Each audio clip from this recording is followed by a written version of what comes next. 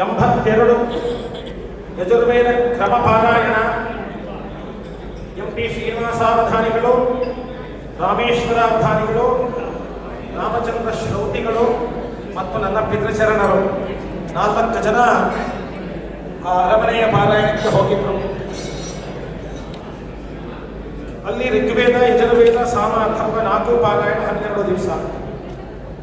ಆ ಸಭೆಯಲ್ಲಿ ಋಗ್ವೇದದ ಅಷ್ಟವಿಕೃತಿ ಪಾಠ, ಶಿರೋದಂಡ, ಮಾಲಾ ಇತ್ಯಾದಿ ಜಟಾಘನ, ಹೀಗೆ ಅಷ್ಟವಿಕೃತಿ. ಅದರಲ್ಲಿ ದಂಡಪಾಠ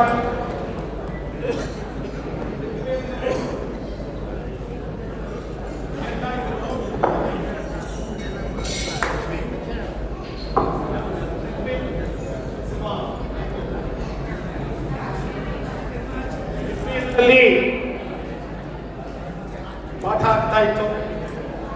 ಯಜುರ್ವೇದಿಗಳು ಒಂದು ದಂಡವನ್ನು ಹೇಳಬೇಕು ಅಂತ ಹೇಳಿ ಆ ಸಭೆಯಲ್ಲಿ ಸಾಕ್ಷಾತ್ ಆ ದ್ವಾರಕಾ ಆ ಅರಮನೆಯ ವ್ಯವಸ್ಥಾಪಕರು ಯಾವ ಈ ಕಾಲದ ಮಹಾರಾಜರಿದ್ರು ಕೇಳಿದಂತೆ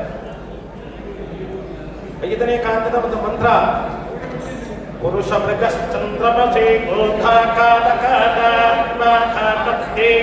ಪದಪತಿ ನಾಮೇ ಯಂಥೇ ಗಂಡಾಲೇ ಸ್ವಿಂಕಾನೀನಹೇ ನೇತೇ ಯಮುನೇ ಧಾತುಕತ್ಕದಃ.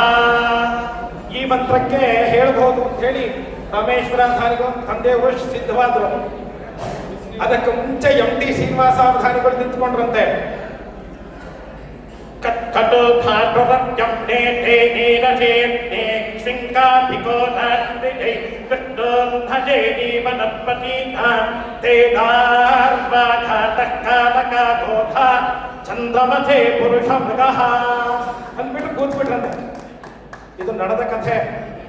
ಇವರು ಆ ದಂಡ ಹೀಗೆ, ಪುರುಷ ಮೃಗಶ್ಚಂದ್ರಮಸೇ, ಪುರುಷ ಮೃಗದಿತಿ ಪುರುಷ ಮೃಗಃ ಚಂದ್ರಮಥೆ ಪುರುಷ ಮೃಗಃ, ಈಗ ಮುಂದಕ್ಕೆ ಹೋಗಿ ಹಿಂದಕ್ಕೆ ಬರ್ತಾರೆ.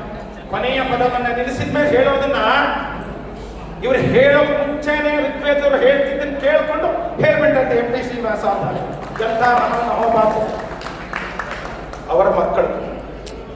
ಅದು ನನಗೆ ಅಂತಹ ಒಂದು ಗುಣವ ಎಂ.ಟಿ. ಶ್ರೀನಿವಾಸಾವಧಾನಿಗಳು, ಅವರ ಮಕ್ಕಳು ಶರತ್ಕುಮಾರ ಸೋಮಯಾಜಿಗಳು.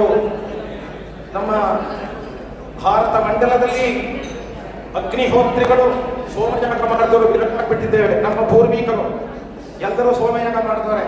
ನಾನು ಮಾಡಲೇ ಇಲ್ಲ, ಕಾರಣಾಂತರ ಆಗೋಯ್ತನು.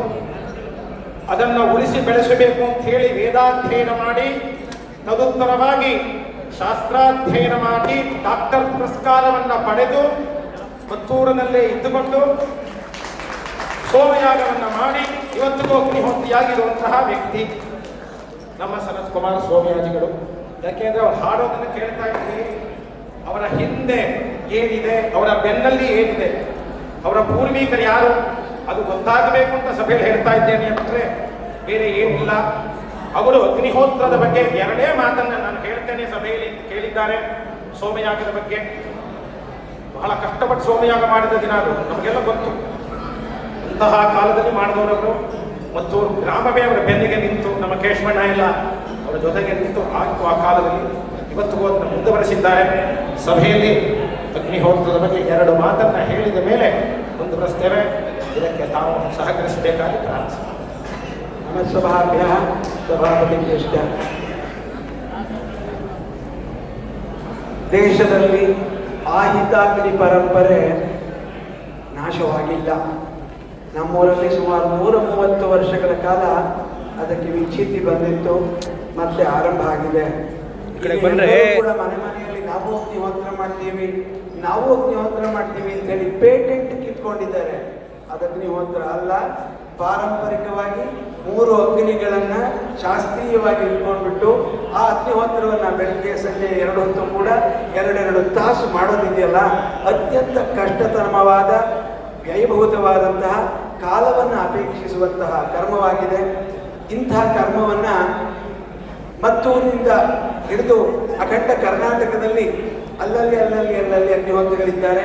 ಸುಮಾರು 16ರಿಂದ 18 ಜನ ಮಾತ್ರ 7 ಕೋಟಿ ಜನಸಂಖ್ಯೆಗೆ ಇರತಕ್ಕಂಥ ಅಗ್ನಿಹೋತ್ರಿಗಳ ಸಂಖ್ಯೆ. ಇಂಥ ಪಾರಂಪರಿಕವಾದಂತಹ ಅಗ್ನಿಹೋತ್ರವನ್ನು ನಾವು ಉಳಿಸಬೇಕಾಗಿದೆ.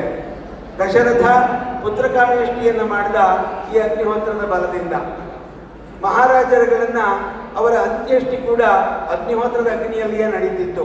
ರಾಮಕೃಷ್ಣರು ಕೂಡ ಅಗ್ನಿಹೋತ್ರವನ್ನು ಮಾಡ್ತಾ ಇದ್ರು. ಅಗ್ನಿಷ್ಟೋಮ, ಅತ್ಯಗ್ನಿಷ್ಟೋಮ, ಉಕ್ತ್ಯ, ಷೋಡಶ, ಅತಿರಾತ್ರ, ಅಪ್ತೋರ್ಯಾಮ, ಪೌಂಡರೀಕ, ವಾಜಪೇಯ ಎಲ್ಲವೂ ಕೂಡ ಈ 3 ಅಗ್ನಿಗಳ ಸಹಾಯದಿಂದ ನಡಿಬೇಕು. ಎಲ್ಲೋ ನೀರೊಲೆಯಿಂದ ತಂದು ಇಟ್ಕೊಳ್ಳೋಕೆ ಬರೋದಿಲ್ಲ. ಮಥನ ಮಾಡಿಯೇ ಅಗ್ನಿಯನ್ನು ಇಟ್ಕೊಳ್ಬೇಕು. ಇದಕ್ಕೆ ಬಹಳ ನಿಯಮಗಳಿದೆ. ಸೇವ್ ದ ಸೇವರ್ಸ್ ಅಂತ ನನ್ನ ಸ್ಲೋಗನ್. ಅಂದರೆ ನೀವು ಕಾಪಾಡಿ, ನಿಮಗಾಗದೆ ಹೋದರೆ ಯಾರು ಅದನ್ನು ಕಾಪಾಡ್ತಾ ಇದ್ದಾರೋ ಅವರನ್ನು ಕಾಪಾಡಿ ನಾವು ಆ ಪರಂಪರೆಯನ್ನು ಉಳಿಸಿದ ಹಾಗೆ ಅಂತ. ನಾವು 2016ರಲ್ಲಿ ಆರಂಭ ಮಾಡಿದ್ವಿ ದಶಮಾನೋತ್ಸವ ವರ್ಷ. ನನ್ನ ವೈಯಕ್ತಿಕ ಜೀವನದಲ್ಲಿ ಅಗ್ನಿಹೋತ್ರವನ್ನು ಆರಂಭ ಮಾಡಿ ನಿಮ್ಮ ಎಲ್ಲರ ಮನೆ ಟೆಲಿವಿಷನ್ನಲ್ಲೂ ನಾನು ಬಂದೆ. ಹಸು ತಿಂದ್ರಂತೆ, ಆಡು ತಿಂದ್ರಂತೆ ಅಂತ ಹೇಳಿ ಎಲ್ಲ ಪ್ರಚಾರ ಕೊಟ್ಟರು. ಬಿಟ್ಟಿ ಪ್ರಚಾರ ಸಿಕ್ತು ನನಗೆ. ಇಡೀ ಪ್ರಪಂಚದವರೆಲ್ಲ ನನ್ನನ್ನು ನೋಡಿದರು. 10 ವರ್ಷದ ನಂತರ ಈಗ ನಾನು ಸಭೆಗಳಲ್ಲಿ ಮಾತನಾಡ್ತಾ ಇದ್ದೇನೆ. ಬಹಳ ಅತ್ಯಂತ ಕಷ್ಟವಾದರೂ ಕೂಡ ಪ್ರಭಾವಿ ಒಂದು ಸಂಸ್ಕೃತಿ ಅಗ್ನಿಹೋತ್ರ ಸಂಸ್ಕೃತಿ. ಇದನ್ನು ನಾವು ಇವತ್ತು ಉಳಿಸಬೇಕಾಗಿದೆ, ಬೆಳೆಸಬೇಕಾಗಿದೆ. ಆರಂಭ ಮಾಡಿದ್ಮೇಲೆ ಗೊತ್ತಾಯಿತು ಇದು ಎಷ್ಟು ಕಷ್ಟ ಅಂತ ಹೇಳಿ. ಒಂದು 10-20 ವರ್ಷ ಮಾಡಿಬಿಟ್ಟು ಆಮೇಲೆ ಅಲ್ಲಿಂದ ಮುಂದೆ ಮಾಡಲಿಕ್ಕೆ ಆಗೋದಿಲ್ಲ. ನಿಮಗೆ ಮಕ್ಕಳು ಬೇಕಾ, ಪುತ್ರಕಾಮೇಷ್ಟಿ ಮಾಡಿ. ಆರೋಗ್ಯ ಬೇಕಾ, ಆಯುಷ್ಯ ಬೇಕಾ, ಇಂದ್ರ, ಅಗ್ನಿ, ಯಾವ ದೇವತೆಯನ್ನು ಇಟ್ಕೊಳ್ಬೇಕಾದ್ರೂ ಇಷ್ಟಿಗಳನ್ನು ಮಾಡಬಹುದು. ಪ್ರತಿ 15 ದಿನಕ್ಕೊಮ್ಮೆ ಇಷ್ಟಿ ಬರುತ್ತೆ. 4 ಜನ ಋತ್ವಿಜರು, ವರ್ಷಕ್ಕೆ 100 ಜನ ಋತ್ವಿಜರನ್ನ ಆ ಯಜಮಾನ ಕಾಪಾಡ್ಕೋಬೇಕು. ಬೆಳಗ್ಗೆ 2 ಗಂಟೆ, ಸಂಜೆ 2 ಗಂಟೆ ಅಗ್ನಿಹೋತ್ರವನ್ನು ಮಾಡಬೇಕು. ಅಗ್ನಿಹೋತ್ರಕ್ಕೆ ಹಾಲು ವಿಶೇಷ, ಹಸುವನ್ನು ಕಾಪಾಡಬೇಕು. ಎಲ್ಲ ಮಾಡ್ಕೊಂಡ್ಬಿಟ್ಟು ಹೊರಗಡೆ ಸಂಪಾದನೆ ಬರೋದು ಹೇಗೆ? ಇದೆಲ್ಲ ಕಾರಣದಿಂದ ಯಾವ ಅಗ್ನಿಹೋತ್ರಿ ಮನೆಯಲ್ಲಿ ಇದ್ದುಕೊಂಡು ಇಂತಹ ಒಂದು ವಿಶಿಷ್ಟ ಪರಂಪರೆಯನ್ನು ಉಳಿಸ್ತಾನೋ ಅವರನ್ನು ಕಾಪಾಡುವಂಥ ಅಥವಾ ಅವರನ್ನು ಬೆಳೆಸುವಂಥ ಒಂದು ಹೊಣೆ ಸಮಾಜದ ಮೇಲಿದೆ. ಆದ್ದರಿಂದ ವೈದಿಕರಲ್ಲಿ ಪ್ರಾರ್ಥನೆ, ಯಾರು ಅಧ್ಯಯನ ಸಂಪನ್ನರಿದ್ದೀರಿ, ಶ್ರೌತ ಮಂತ್ರಗಳನ್ನು ಕಲಿತು ಅನುಕೂಲ ಇದ್ದರೆ ನಿಮ್ಮ ಮನೆಗಳಲ್ಲಿ ಶ್ರೌತಾಗ್ನಿಯನ್ನು ಇಡಿ. ಇಲ್ಲ ನಿಮ್ಮ ಶಿಷ್ಯವರ್ಗಕ್ಕೆ ತಿಳಿಸಿ ಇಂತಹ ಭೂತಪೂರ್ವವಾದಂತಹ ಪರಂಪರೆ ಇದೆ, ಅಗ್ನಿಹೋತ್ರಿಗಳನ್ನು ಬೆಳೆಸಬೇಕು ಅಂತ ಹೇಳಿ ಪಾಠಶಾಲೆಗಳಿಗೆ ಮಕ್ಕಳನ್ನು ಕಳಿಸಿ ಅಲ್ಲಿ ಶ್ರೌತ ಸ್ಮಾರ್ತ ಎರಡನ್ನೂ ಕೂಡ ಕಲಿಸುವ ಹಾಗೆ ಆಗಿ ಈ ಪರಂಪರೆ ಮುಂದುವರಿಬೇಕು. ನಾವು ಶ್ರೀ ಪ್ರಾಚೇತಸ ಶ್ರೌತ ವಿದ್ಯಾ ವಿಶ್ವಸ್ತ ಮಂಡಳಿ ಅಂತ ಹೇಳಿ ಒಂದು ಟ್ರಸ್ಟನ್ನು, ಚಾರಿಟಬಲ್ ಟ್ರಸ್ಟನ್ನು ಆರಂಭ ಮಾಡಿದ್ವಿ. ಯಾರು ಅಖಂಡ ಕರ್ನಾಟಕದಲ್ಲಿ ಸದ್ಯಕ್ಕೆ ಅಗ್ನಿಹೋತ್ರವನ್ನು ನಡೆಸ್ತಾ ಇದ್ದಾರೋ ಅವರಿಗೆ ಪ್ರತಿ ವರ್ಷ ಆ ದಂಪತಿಗಳಿಗೆ, ಯಾಕೆಂದರೆ ಆ ಮಹಿಳೆ ಯಜ್ಞಪತ್ನಿ ಇಲ್ಲದೆ ಹೋದರೆ ಯಾವ ಕರ್ಮವೂ ನಡೆಯೋಲ್ಲ, ಇಬ್ಬರಿಗೂ ಕೂಡ ನಾವು ಆರ್ಥಿಕವಾದಂತಹ ಸಹಾಯವನ್ನು ಮಾಡ್ತಾ ಇದ್ದೇವೆ. ಇಂತಹ ಟ್ರಸ್ಟ್ಗಳನ್ನು ಅಥವಾ ಅಗ್ನಿಹೋತ್ರಿಗಳನ್ನು ಉತ್ತೇಜಿಸಬೇಕು ಅಂತ ಹೇಳಿ ನಾನು 2 ಮಾತನ್ನು ಆ ಮಹಾಪರಿವಾರ ಕಾಲ್ಬುಡಕ್ಕೆ ಹಾಕ್ತಾ ಇದ್ದೇನೆ. ಕಾಂಚಿಗೆ ಔಟ್ಸ್ಕಟ್ಸ್ ಅಂದರೆ ಕಾಂಚಿ ನಗರದ ಹೊರಗಡೆ ಅಗ್ನಿಹೋತ್ರಿ ಸೋಮಯಾಜಿಗಳು ಬಂದರು ಅಂತ ಗುರುಗಳಿಗೆ ವರ್ತಮಾನ ಕೊಟ್ಟರಂತೆ ಮಹಾಪರಿವಾರರಿಗೆ. ತಕ್ಷಣ ಅಂದ್ರಂತೆ ಆನೆಯನ್ನು ಕರ್ಕೊಂಡು ಹೋಗಿ ಸ್ವಾಗತ ಮಾಡಿ ಕರ್ಕೊಂಡು ಬನ್ನಿ ಅಂತ ಹೇಳಿದ್ರಂತೆ.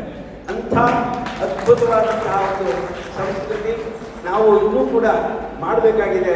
16 ವರ್ಷ ಮಾಡಿದರೆ ವಾಕ್ ಸಿದ್ಧಿ ಆಗುತ್ತೆ ಅಂತ. ಪೆಹಲ್ಗಾಮಲ್ಲಿ ಕೇಳಿ ಗುಂಡು ಹೊಡೆದರಲ್ಲ, ಅಂಥ ಚಂಡಾಲರನ್ನ ಮನೆಯಲ್ಲೇ ಕೂತು ಭಸ್ಮ ಮಾಡುವ ಸಾಮರ್ಥ್ಯ ಈ ಅಗ್ನಿಹೋತ್ರಕ್ಕಿದೆ. ಅಂಥ ಪರಂಪರೆಯನ್ನು ಉಳಿಸಬೇಕು, ಬೆಳೆಸೋಣ ಅಂತ ಹೇಳ್ತಾ ನನ್ನ ಮಾತು ಮುಗಿಸ್ತೇನೆ. ನಮಸ್ಕಾರ.